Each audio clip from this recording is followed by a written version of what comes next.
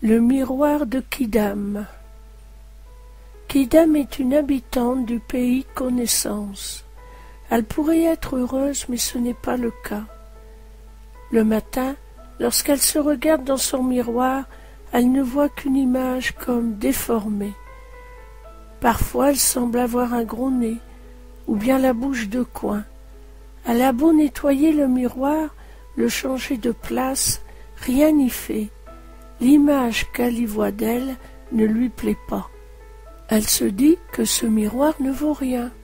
Le problème, c'est qu'elle en a changé souvent, et toujours, l'image que lui renvoie le miroir est différente de ce qu'elle voudrait. Elle décide d'aller rendre visite à sa sœur jumelle, Sosie, afin de voir comment est son miroir. Quidam et Sosie sont toutes deux installées dans le salon, en train de boire une tasse de thé. Quidam explique à Sosie le sujet de sa visite. Sosie répond qu'elle a le même problème avec son miroir et l'invite à vérifier par elle-même. Les voilà toutes deux devant le miroir. Chacune est étonnée de voir le reflet de l'autre conforme à la réalité, mais la sienne est déformée. Quidam va voir sa mère afin de voir quel miroir celle-ci utilise. Quidam est en train de discuter avec sa mère depuis déjà 1 heure. Elle se dit que cela suffit car l'énervement la gagne. Sa mère ne fait que la juger négativement, critique ce qu'elle fait, dit et pense. Elle prend prétexte de se recoiffer afin d'examiner le miroir de sa mère. L'image que lui offre ce miroir est bien différente de celle de chez elle ou de chez Sosie. Elle s'y voit en petite fille qui refuse de lâcher la main de sa mère. Elle se dit que ce miroir est truqué par sa mère, car sa mère voudrait que ce soit ainsi. Mais elle, Quidam, est une adulte et n'a plus besoin de l'aide de sa mère. Quidam est bien perplexe. Que faire? Elle rentre chez elle, retrouver son mari chevalier. Certes, elle doute qu'il ait un bon miroir, mais sait-on jamais? Elle va se regarder dans le miroir de son mari. Elle y voit alors l'image d'une femme qui crie, est mal coiffée et ne voit pas son mari qui lui tend les bras. Quidam ne comprend plus rien. Que signifient toutes ces images si différentes?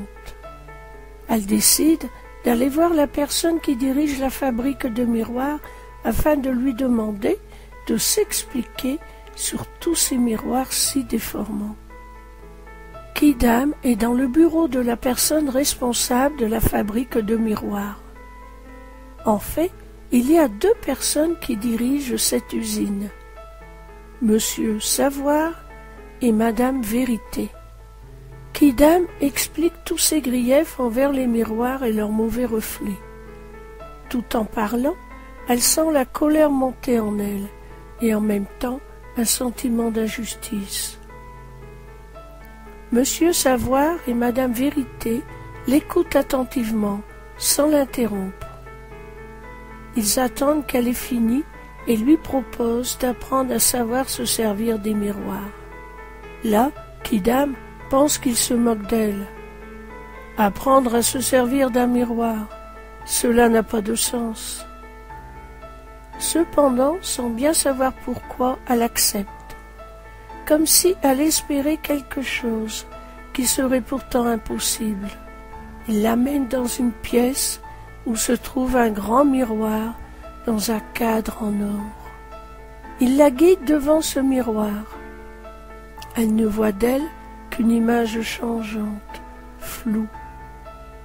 Il lui suggère de se regarder en essayant de changer l'image reflétée par le miroir. Il lui explique que pour se voir belle, il faut ressentir qu'elle est belle. Elle doute, mais tente de penser qu'elle est belle, séduisante comme elle le désire. Certes, il lui faut un peu de temps. mais elle arrive à former un reflet d'elle qui correspond à ce qu'elle désire. Elle sent le bonheur monter en elle. Kidam a passé un très long moment devant le miroir cerclé d'or de Monsieur Savoir et Madame Vérité. Elle a ainsi passé en revue toutes les images qu'elle avait vues chez sa sœur, sa mère, son mari, ses amis, ses collègues, etc. À chaque image transformée, elle se sent plus forte en elle-même, plus sûre d'elle. Les peurs et angoisses disparaissent. Elle comprend de mieux en mieux le merveilleux trésor qu'était l'image que le miroir de l'autre lui offre. À partir de ce jour, sa vie est changée. En changeant son regard sur elle-même, elle voit les autres changer de comportement vis-à-vis d'elle. Elle est heureuse car elle a trouvé la clé de l'harmonie.